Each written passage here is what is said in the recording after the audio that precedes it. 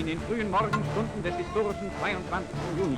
Auf einer Frontbreite von 2400 Kilometern vollzieht sich der größte Aufmarsch, den die Geschichte bisher gesehen hat.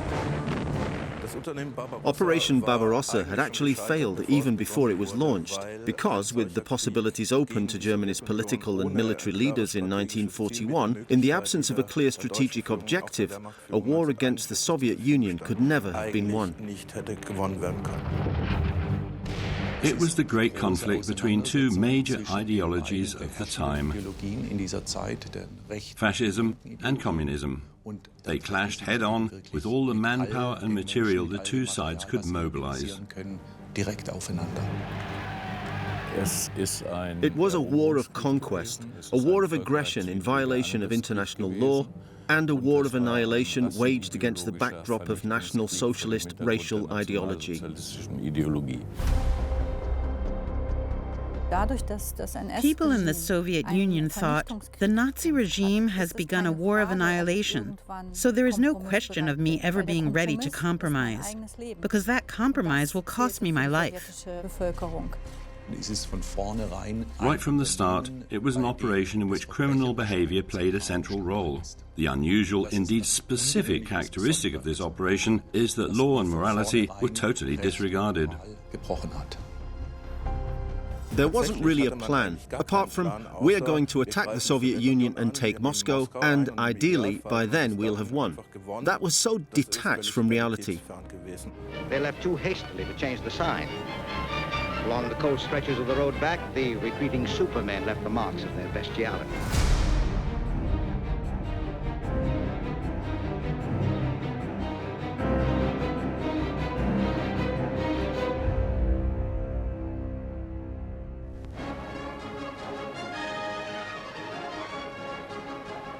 June 23, 1941. Headlines in the Soviet Union were dominated by the news that Germany had invaded. In Moscow, people patiently stood in line to buy the party newspaper. Although its citizens were surprised by the outbreak of war, there was no visible sign of panic. 23 июня. В «Правде» напечатано выступление товарища Молотова по радио. Зазнавшийся Гитлер и вся его кровавая клика убедятся на деле, как сплочена и едина 200-миллионная страна. That statement by the Soviet foreign minister was the only comment from the government. Stalin himself remained silent. In December 1940, Soviet intelligence reported that a German invasion was to be expected. This information was passed on to Stalin. He was urged to strengthen his forces on the western border to repel any such assault. But the focus then shifted from a major counterattack to counterattacks on a more local level. This explains why so many Soviet units were pushed forward to the border. And when news was received that the Germans had amassed forces on the other side of the border, troops in a central role also advanced a little further to repel any attack. In doing so, the Soviets played into the Germans' hands because with their breakthroughs and their encirclement maneuvers, they were able to surround vast numbers of enemy troops. This was something the Russians hadn't expected. They thought they would be able to fend off any German attacks. Stalin gave no credence to the warnings from his intelligence services. He just couldn't believe that Hitler would be so stupid as to wage a war on two fronts. Stalin was convinced that a dictator should only start wars he could win.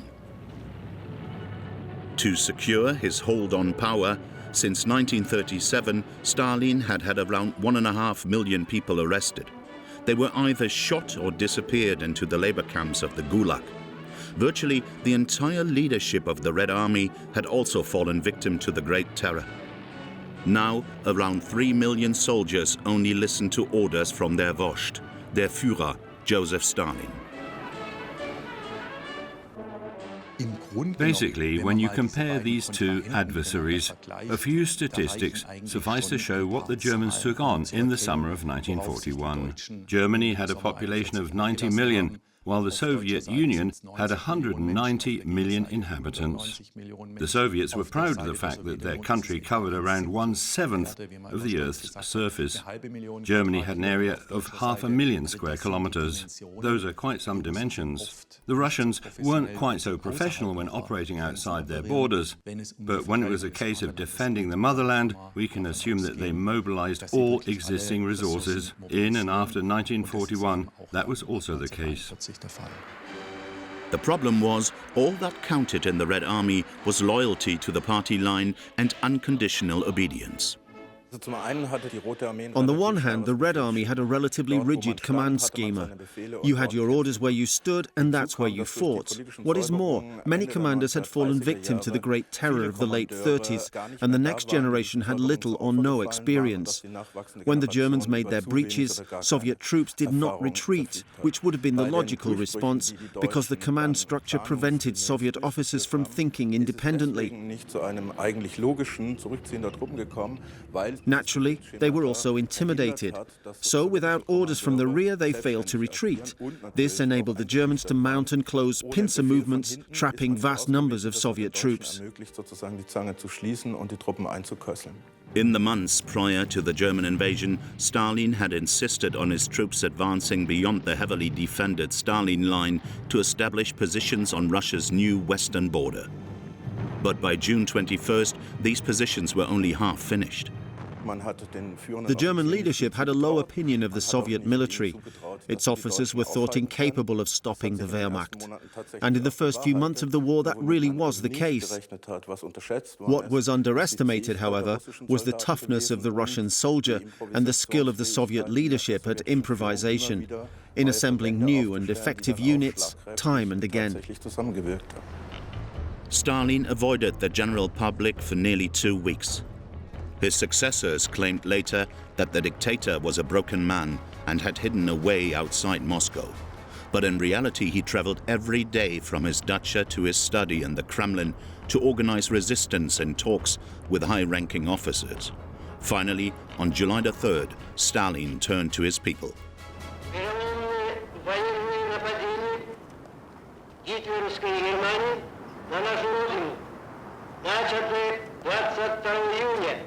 Продолжается. И обеспечить нашей стране мир в течение 1,5 года. И возможность подготовки своих сил для отпора, если фашистская Германия рискнула бы напасть на нашу страну, вопреки пакту. Это определенный выигрыш для нас и проигрыш для фашистской Германии. Soviet cinemas showed scenes designed to underline the heroic resistance of the Red Army. In reality, however, the Soviet Air Force in particular was vastly inferior. Very few of its fighters or bombers even managed to get off the ground to engage the invader. Consequently, German armor broke through Soviet defensive lines with ease. Red Army leaders were actually under double pressure. There was the military foe, the German aggressors and their allies, but then there was also Stalin. He had taken drastic measures in response to defeat in the early days of the war. Army commanders were sacked, arrested and shot. Consequently, the lives of Soviet military commanders were also at risk from within their own ranks.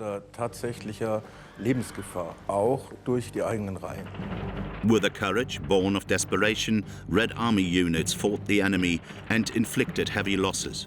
If needed, Soviet propaganda also lent a hand. Leaflets were dropped, calling on working-class soldiers, in particular, to change sides. German soldiers, go through the front line with this pass. All those who come over to the Red Army will be treated well and guaranteed a safe return home at the end of the war. Come to us, save your lives.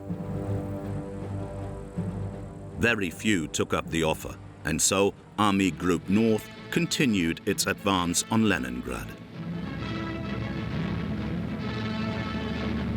Auf der Straße nach Leningrad. Schloss Krasnogvardaisk, die frühere Sommerresidenz der Zaren.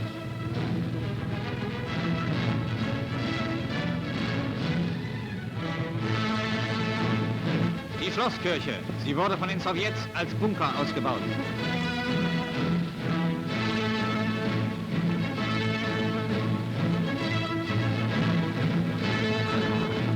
Von allen Seiten rücken die deutschen Kolonnen gegen Leningrad vor. Der stählerne Ring um die Stadt wird immer enger gezogen.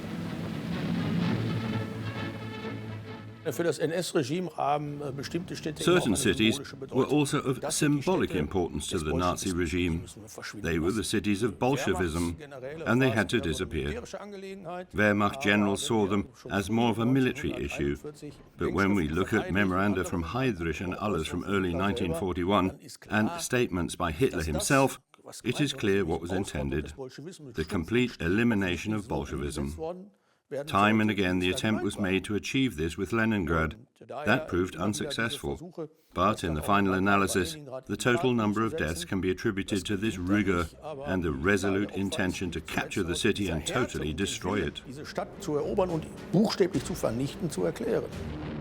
In mid-August, the Red Army succeeded in repelling the assault on Leningrad. On September the 8th, 1941, a second Wehrmacht attack was launched with massive air support. Leningrad, with its 3 million inhabitants, was almost completely cut off from the outside world. First of all, there was this ring of steel, which, apart from a small gap, virtually encircled the city. That was the classic military situation. But there was also another strategy designed to destroy the civilian population. The Germans shelled grain and flour warehouses. They bombarded anything that could in any way be used to feed the city.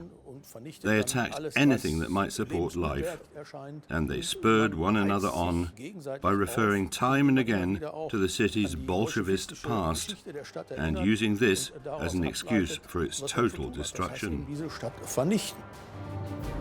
For weeks, Hitler and his military leaders assumed that the fall of Leningrad would be merely a matter of time.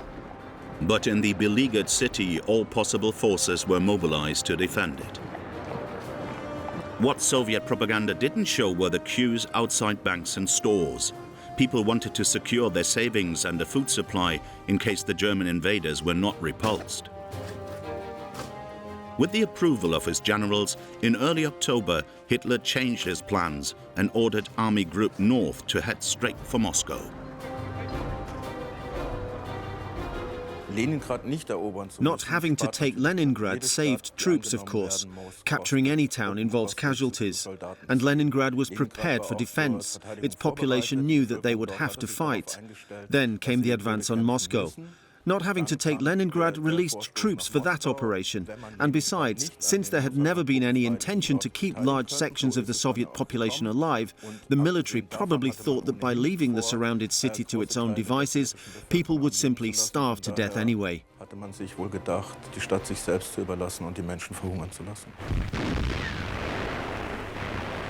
Hitler thought economically and ideologically.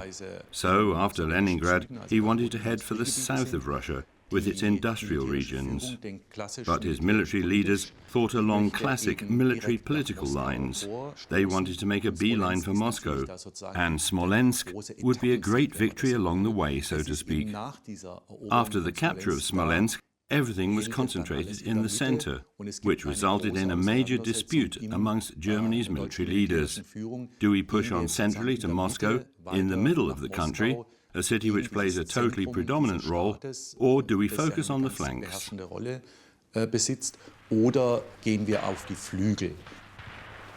erbitterten Straßenkämpfen dringen unsere Truppen am 16. Juli in die Stadt ein. 2 Wochen lang behauptete die sowjetische und britische Lügenpropaganda, Smolensk befinde sich noch in bolschewistischer Hand. Up until September the 8th, 1941, Smolensk in western Russia was the scene of fierce fighting.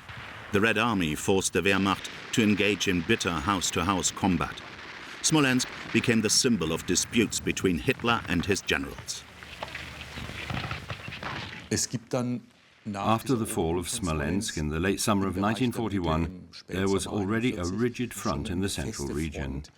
Troops were often reminded of conditions in the First World War, with trenches and devastating artillery barrages. Any real activity took place on the flanks. But in autumn 1941, the generals realized that this change of focus was not effective. So everything was again concentrated on the center. And in October, what was expected to be the final assault on Moscow began. But if we reduce everything to separate operations, it was clear from the starting position that the war could not be won. For 2 months, Operation Barbarossa was characterized by German euphoria as one battle after another was won. The Red Army suffered horrendous losses, but hundreds of thousands of German troops were also killed. This amateur footage, which Gerd Brügelmann took after a battle, is an uncensored documentation of the horrors.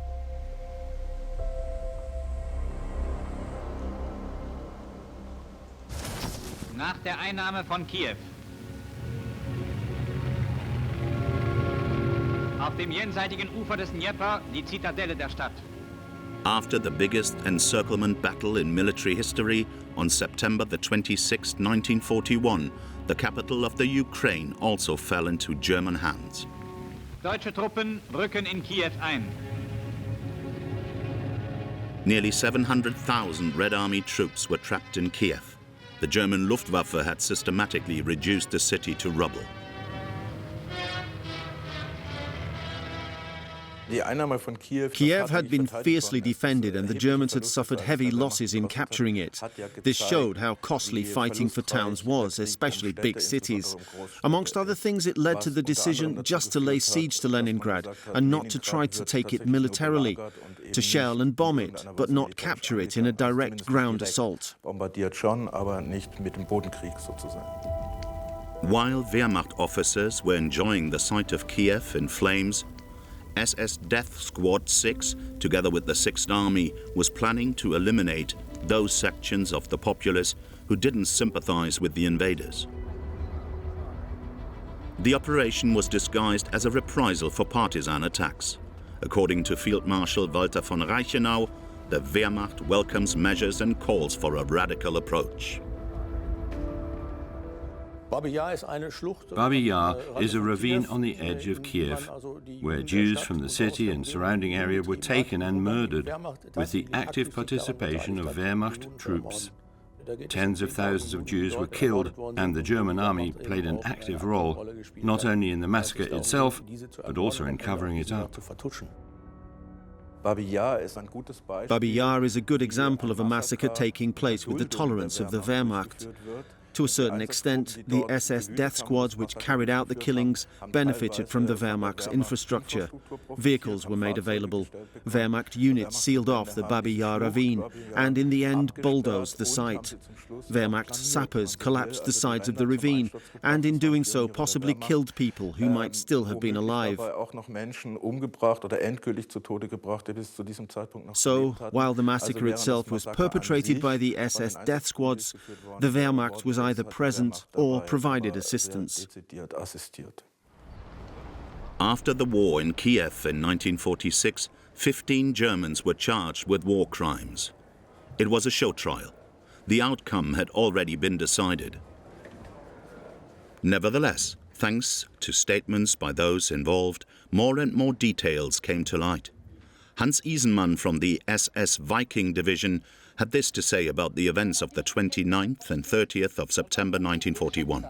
In einer Richtung zwischen zwei Reihen von aufgestellten Polizisten wurden die Leute vorgetrieben zu den Löchern, wo die Erschießung vollzogen wurde. Während dieser Treibung mussten die sich ausziehen.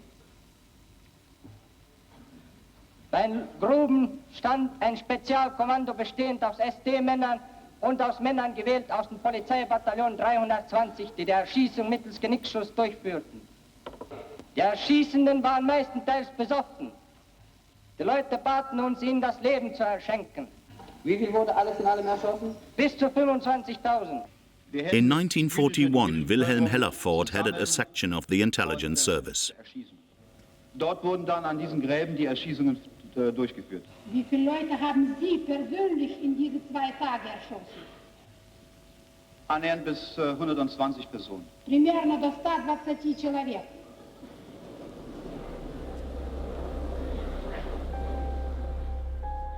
Together with 10 other accused, including 2 generals, Isenman and Hellerford were sentenced to death and hanged in Kiev at the end of January 1946.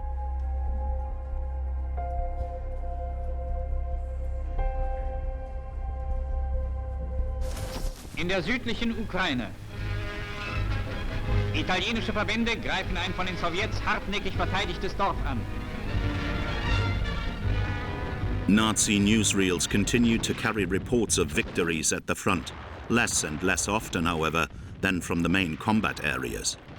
After the fall of Kiev, the port of Odessa and the Crimean Peninsula were strategically important objectives for Army Group South. But now these operations merely flanked the advance on Moscow. Die Bolschewiken kommen aus ihren Widerstandsnestern heraus. Gefangene werden verhört. In early October 1941, Gerd Brügelmann's supply unit also reached Smolensk. This keen amateur cine photographer still had rolls of unexposed film with him and continued to document the Wehrmacht's allegedly unstoppable advance. In July and August 1941, there was a phase when the British and American general staffs thought the Soviet Union might lose the war. Such was the speed of the Wehrmacht's advance that even military professionals abroad reckoned the Red Army could never hold out. This was a time when the whole of Europe suddenly thought, okay, so the Germans are going to succeed again.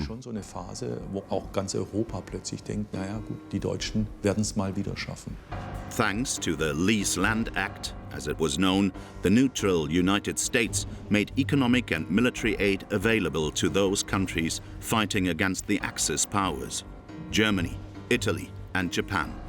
In September 1941, a delegation traveled from Washington to Moscow to provide Stalin with generous help in the form of arms, raw materials, and food.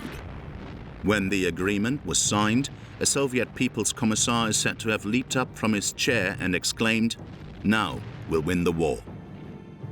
The supplies were urgently needed because on October 20th, 1941, the 6th Army reached Kharkov in the eastern Ukraine and captured the city within 5 days. The path to the Donbas coal mining region lay open, but victory over the Red Army was still a long way off. The brutality shown by the Germans on their push for Moscow, but also in other regions in both the north and south of the country, was in every respect the basis for the resistance shown by the Soviet people. Despite all their reservations about the Bolshevist system, or indeed their opposition to it, they moved closer together. This was the old reflex which was already manifest in the war against Napoleon. Whenever an invader had to be driven out of Russia, people stood shoulder to shoulder.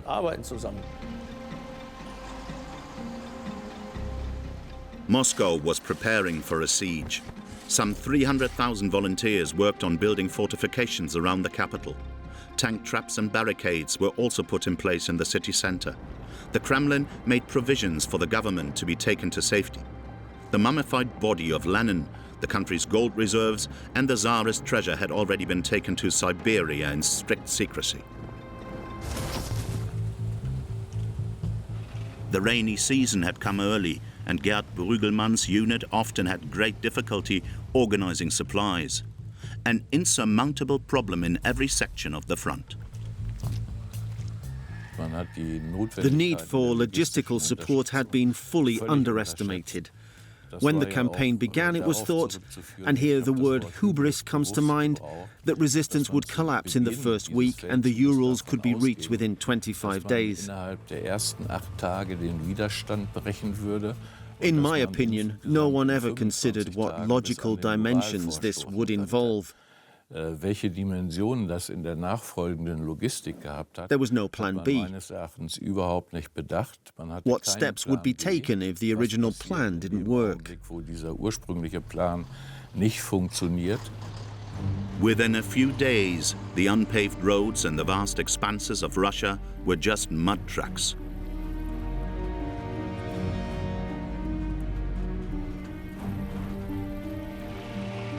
In many places, the supply routes for convoys were impassable.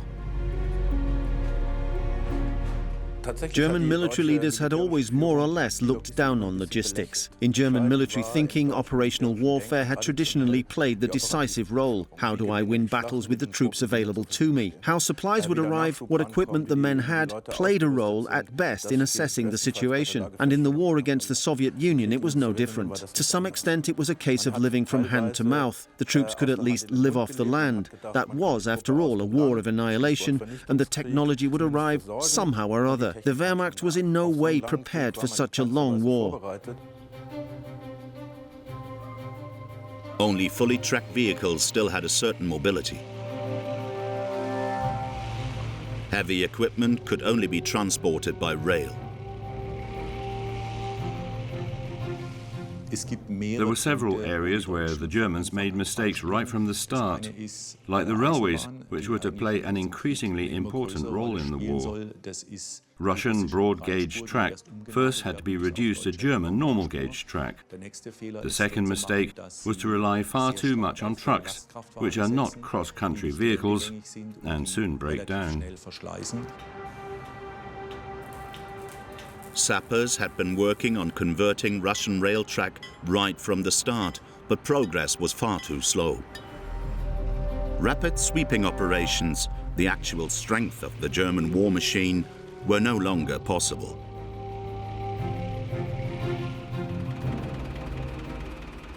During the war, the Wehrmacht's spearheads became blunt very quickly, not only in the winter of 41-42, but actually in the summer and autumn of 1941. The problem was not only the shortage of spare parts for the Germans' vehicles, but also the fact that by now the Wehrmacht also had a large range of captured vehicles at its disposal. So various people were sent back to Germany to organize certain spare parts. Naturally, this too proved to be unparalleled dilettantism. Another problem was not just the cold or the mud, but also the dust, which exposed all the Wehrmacht's materiel to incredible wear and tear. We were always on time, Gerd Brügelmann proudly pointed out when showing his films after the war. He returned to Paderborn in November 1941.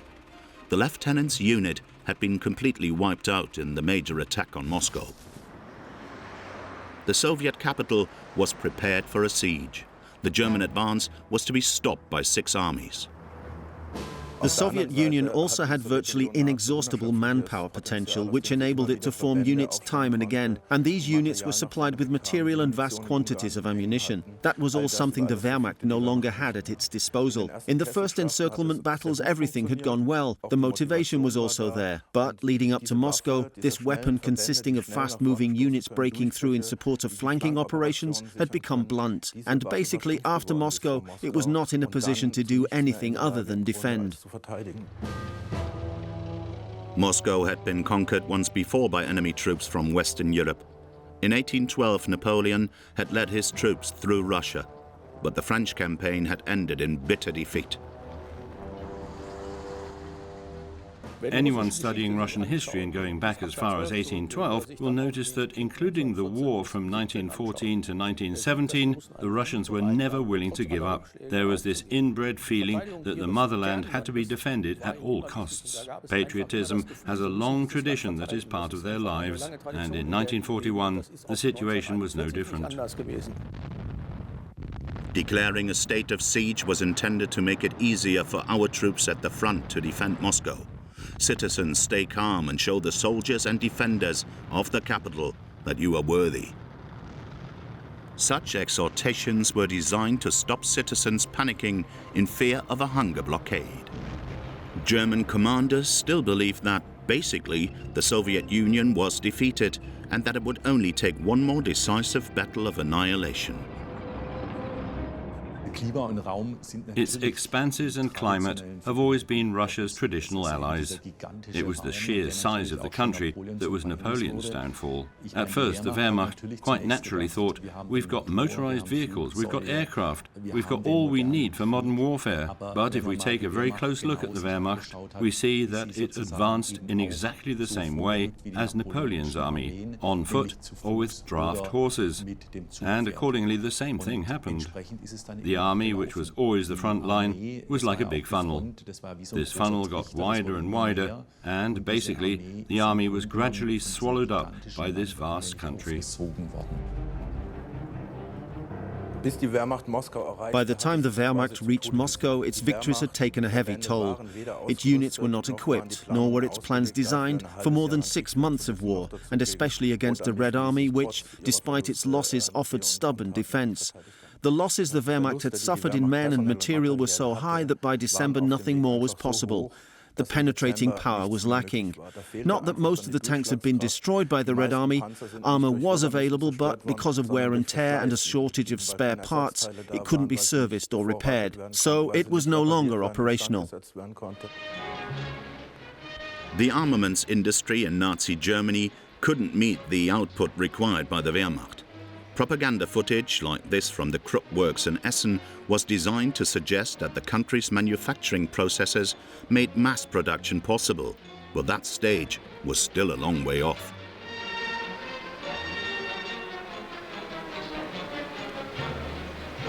Turmgeschützmontage. First, it must be said that the German economy was not really turned into a war economy until 1941, which explains why Wehrmacht units had supply problems relatively quickly. And these problems increased the longer the war lasted. What is more, a war is also a competition between the latest armament technologies. The longer a war lasts, the more new weapons are introduced. You react to what your enemy is doing, and vice versa. The introduction of the Russian T-34 tank was decisive, but not necessarily because of its quality. That was quite impressive, but other tanks were better. What made the difference was the speed with which the T-34 could be built and supplied to the front. In the second half of 1941, the Soviet armaments industry supplied nearly 5,000 tanks of different kinds. And in 1942, the figure was 5 times as many. It must have been clear to experts that the war could no longer be won, definitely not in the way that had been planned. At this crucial time, there must have been 1 or 2 military figures who said, "We need to pull back or do this or that differently." But Hitler prevailed and said, "We will defend every metre as well as we can, or for as long as we can." In the end, however, the Wehrmacht had to fall back a little. It had no other choice, because if it hadn't, there was a risk of the Soviets breaching the German lines. On December 5, 1941, the Red Army launched its counter-offensive. The Wehrmacht was forced on to the defensive. 3 days later, a German soldier wrote in his diary, "Are we going to have to do a bunk? If so, may God help us." And Chief of the General Staff, Franz Halder, noted, "To effect redeployment, manpower will have to be provided with all possible means."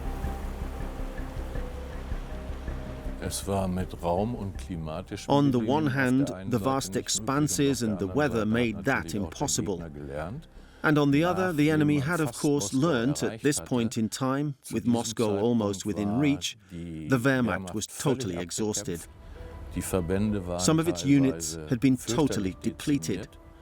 The Wehrmacht had suffered around 800,000 casualties, dead, missing and wounded. That was a quarter of its entire force. Because of the geographical situation, lines were overstretched. So, the logistical planning proved worthless. And there was no winter clothing available as protection from the bitter cold. Und es war keine Winterbekleidung für die erheblichen klimatischen Bedingungen vorhanden. Looking back at 1941, it must be said that winter came exceptionally early, with temperatures as much as 40 below. Früh einsetzte und wir Temperaturen hatten von unter 40 Grad unter Null. In Berlin, the bad news from Russia came at an inauspicious time. After the attack on Pearl Harbor, Japan was now at war with the United States. Only a few days later, Hitler positioned himself alongside his Japanese ally. As for the situation on the Eastern Front, the Führer was certain that ultimately an unbending will would prevail. When things started to go wrong, the generals spoke up more. Perhaps we need to change this or that after all, or pull back a little, they said. Hitler's response was, there will be no retreat. During the further course of the war, this resistance intensified. But there was also what I would call a kind of subconscious agreement with regard to action. So, in the final analysis, it is hard to say who had the upper hand, in what way, and when. In case of doubt, however, it was always down to what Hitler had said.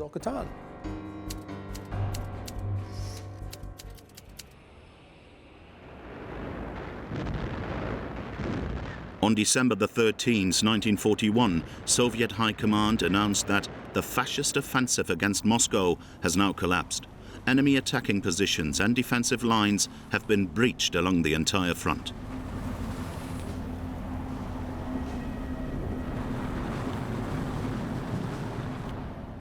I'm convinced that even if Moscow had fallen, the Soviets would have fought on.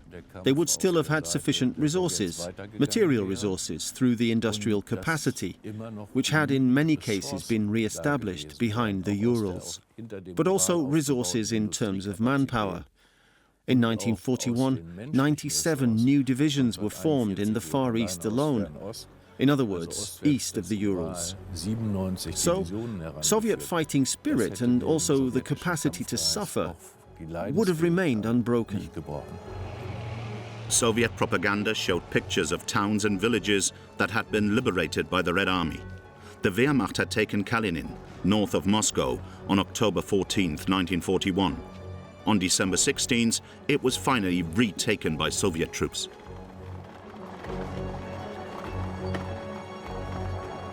Scattered German soldiers who had been cut off came out of their positions to be taken prisoner.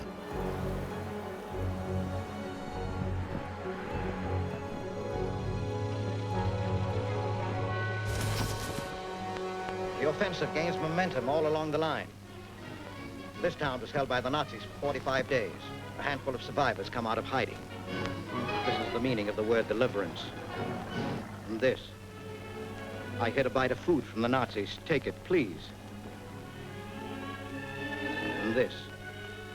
Let me press your hand, and yours, and yours.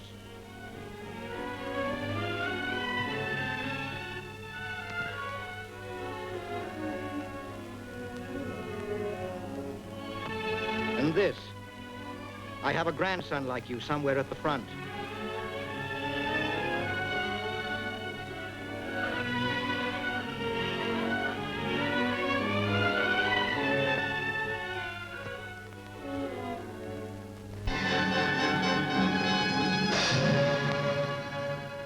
These are not dolls, but children. The vandals stripped them first. No accident. Slaughter of the innocent by official order. No isolated instance. Policy. Not hundreds of bodies like these, not thousands, but tens of thousands. No words, no statistics can sum up the brutality of a generation reared by Nazis. Mass torture, mass murder by order of the High Command. The joy at being liberated went hand in hand with infinite pain and sadness. And the suffering of the civilian population would go on because the Germans had been ordered to follow a scorched earth policy as they retreated. Through their love of their motherland, combined with their capacity for suffering, they would have fought on in the Great Patriotic War until they had achieved victory. Of that, I am absolutely sure. And the Wehrmacht would have had nothing to set against that, even in the long run. Compare that situation with Napoleon's in 1812. Moscow had been evacuated, so he set fire to it. Yet the Russians still fought on. The early onset of winter had made the situation in besieged Leningrad even worse. With the cold came hunger. The young, the weak, and the old received a daily ration of 3 thin slices of bread and a ridiculously small quantity of meat and fat. At first, the will of the people to stick together was still perceptible. They helped one another as best they could. But in December 1941, the people of Leningrad fell into the funnel, as historian Sergei Yarov put it. Now corpses and coffins were part of everyday life.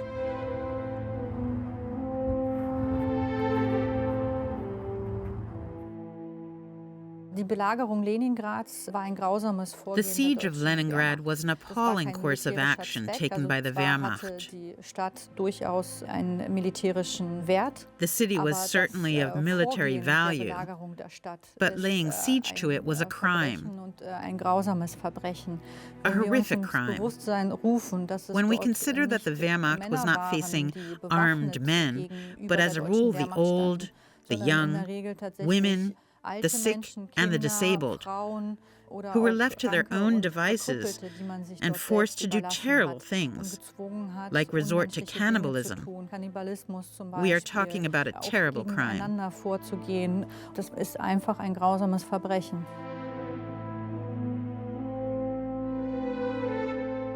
By the end of 1941, the official number of deaths in Leningrad totaled 54,000.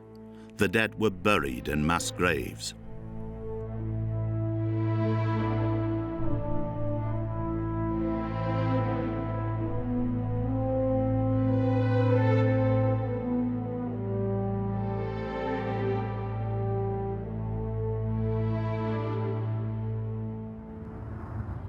People only left their homes to go to work or to organize some food.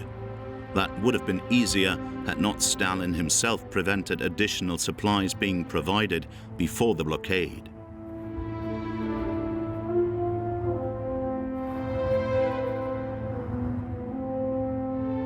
In the winter of 1941-42, Father Frost proved to be particularly unforgiving. At temperatures of 38 below, homes could no longer be heated. People stopped undressing and slept with everything they had. At night, their hair froze to their blankets. But for most of the Germans laying siege to Leningrad, those dying in the city were only subhuman Slavs. There are various scenarios that can't be implemented, but they are still in your head.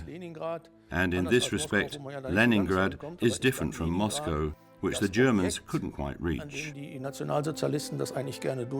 Yet Leningrad was where the Nazis wanted to see their policy realized, and it is thanks to the resistance of its citizens that this never happened.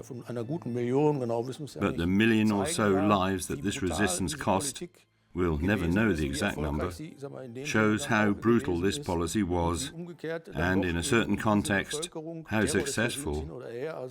It also shows how, irrespective of the terrors of the Bolshevist regime under which they lived, people were determined to drive out the invader. The people of Leningrad were being buried alive, while outside the city, the Germans were calmly waiting for the catastrophe they had purposely created.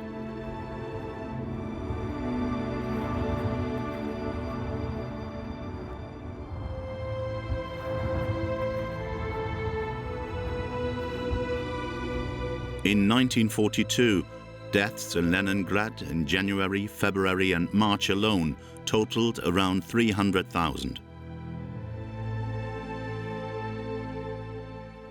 It was not until the spring of 1942 that the first relief supplies reached the city.